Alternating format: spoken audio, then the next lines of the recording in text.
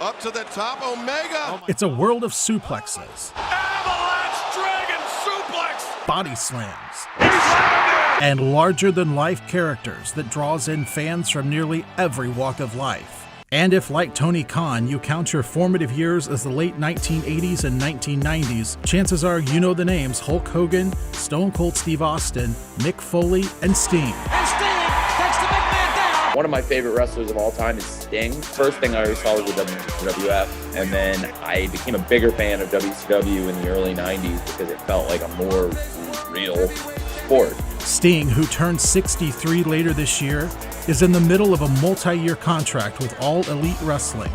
He's also involved in one of the company's top storylines, as he writes the final chapter of a career that's spanned parts of 5 decades. To have Sting in AEW now, it's crazy. You know, one of my childhood heroes since I was literally 8 years old. So, and he's still a great wrestler in the ring, and he's an even better person out of the ring. Sting was perhaps the biggest star in the history of WCW, that organization's equivalent to WWE's Hulk Hogan.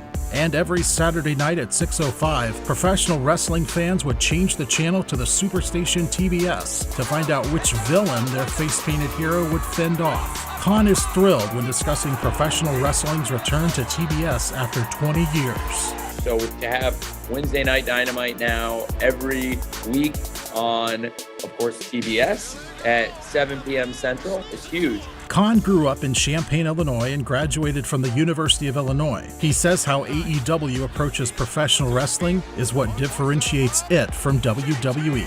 I, of course, grew up so close to St. Louis. It's a great sports town in general. And wrestling is a great sport, but AEW treats it like a sport. We have the best athletes, the best matches. Wrestling fans have waited a long time to have the kind of free agency, the kind of excitement that exists around the business and the intrigue of it, because since WCW folded about 20 years ago, that really hasn't existed. And that's something AEW has brought back, is that competition, that feeling that anything could happen, any wrestler could switch. That's the real life drama around the pro wrestling business that people love, and it's coming back.